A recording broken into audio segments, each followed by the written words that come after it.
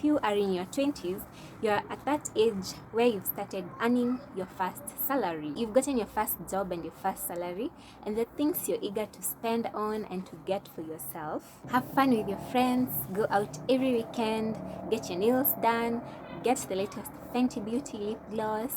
I mean, there's so much that you can do with your salary during your 20s. And I get that because I've been there. And one of the things I wish I knew before I got my first job was how to save. I wish someone would have taught me on how to save, because God knows I blew most of my money after getting my first job, and it's not even a joke. So I wish someone would have taught me these tips that I'm going to teach you today. So my name is Mary Gatti, and welcome back to my YouTube channel. I hope you'll find this session interactive and educative to you.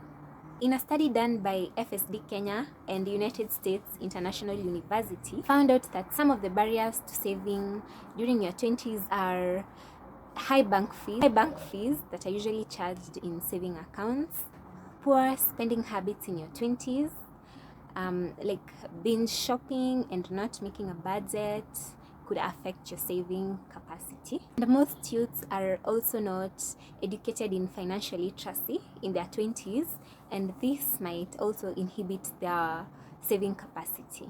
Saving is considered as part of the paths to financial freedom. Saving can also act as a cushion against certain things like certain occurrences like job loss, retirement, and also it can get you out of debt and save you in situations where you do not really have any money.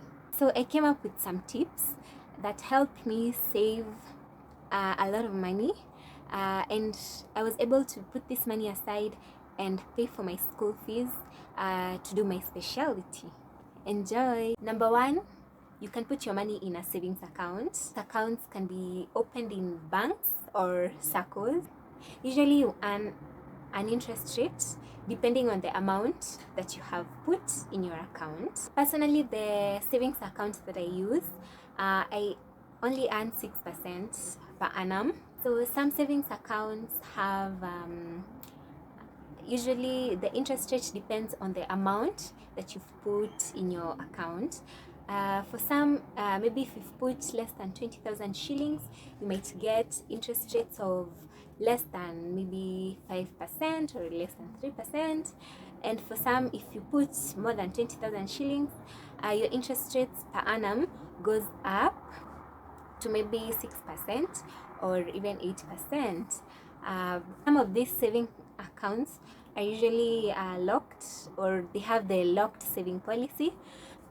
Sorry, they have the lock account policy, and so you can only access money from your bank after maybe a period of time, maybe 3 months, some go up to 6 months, some go up to a year. You can also put your money in SACCOs. Maybe this can be opened by your employer, or so whenever your salary is put in your account, you can tell them to automatically send a certain percentage of your income straight to your savings account. So you, like, personally, some of my money is usually sent to my savings account, so I don't see that money, and I'm able to survive on the amount that I get. And if money is automatically going to your savings account, with time you realize that you've saved a substantial amount and you've actually learned to live on less than you would have lived with if you were not saving that amount. But two is to cut back on expenses that you do not require. So you can achieve this by making a budget. So your budget can comprise of maybe, personally I make a budget every month, and I usually start with the most important items, or the items that I know I cannot survive without. So I write them first, and then I divide it.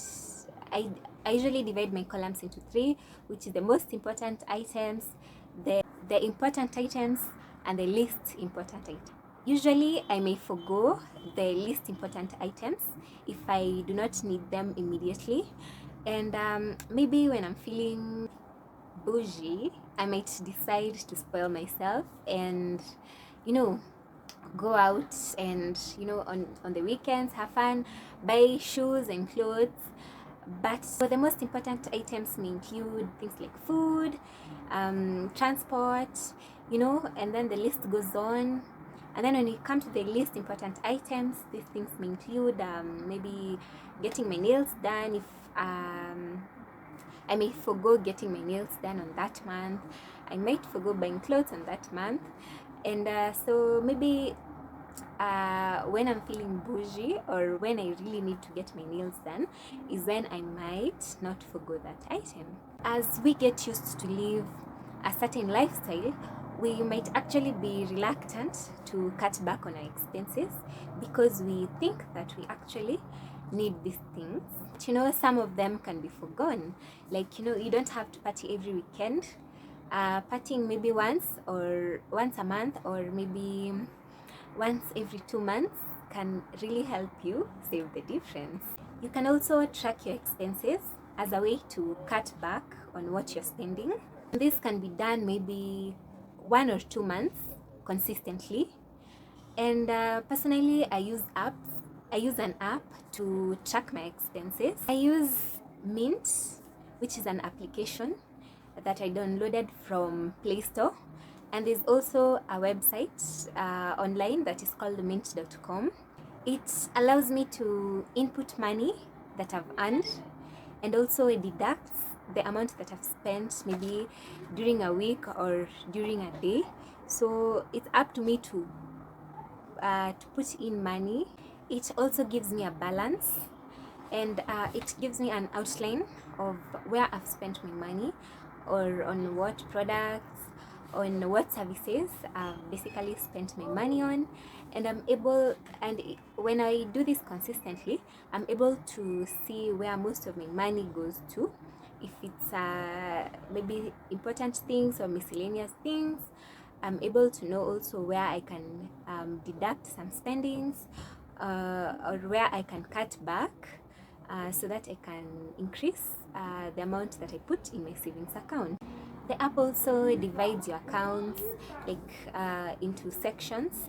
There is usually a salary account, a savings account, a cash account, and shows you the amount that you have in each account. And also when you spend money or when you deduct some money from your maybe let's say bank account, it's able to deduct that amount, and it's also able to do statistics that will show your spending habits, that will show how much you're earning and how much you're putting into your accounts, into your savings accounts, how much you're earning into your cash accounts, how much you're earning into your salary accounts. It also draws these cute little pie charts that that give you a percentage maybe of where they give you percentages, and you're able to see what accounts are bringing in more money, like if it's the cash account that is bringing in more money, or it's the salary accounts that are bringing in more money. And also you're able to see what areas you're spending your money mostly on, so it gives you a percentage of the whole. You can also reevaluate your subscriptions, for example, gym subscriptions, TV subscriptions, and ask yourself how much you spend on the subscriptions. Do you really need them? Do you use them? Are there cheaper options or options that can stick to your budget?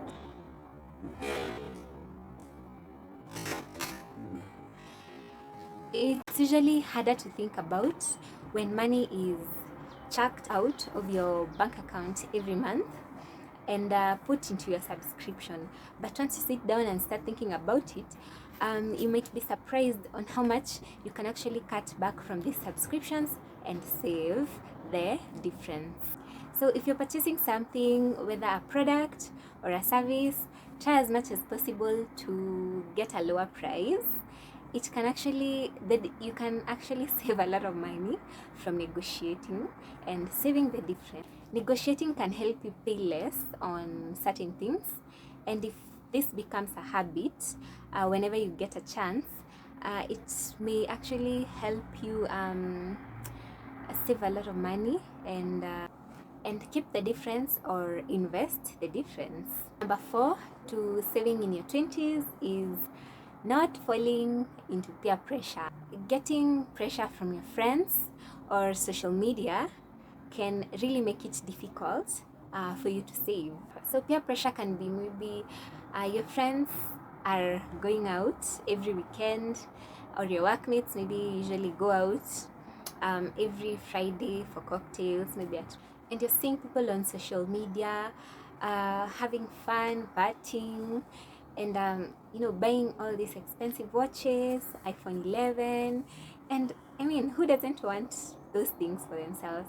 I want those things for myself, but you need to realize that forgoing instant gratification can help you achieve some of the goals that you have set for yourself financially. And the earlier you start having positive behavioral changes, the faster you actually reach your goals.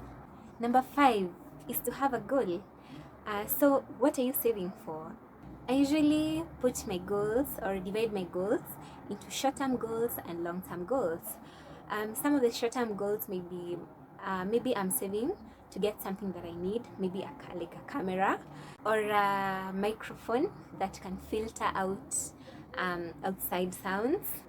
And long-term goals may be things like saving for your retirement or saving for school fees that maybe you need to pay for yourself after your parents have stopped paying your school fees, saving to buy a house or land where you can start investing. And so it depends on an individual. And having goals will make it bearable, especially when you're cutting back on things that you are used to having but have realized that are not important. So we've come to the end of this video.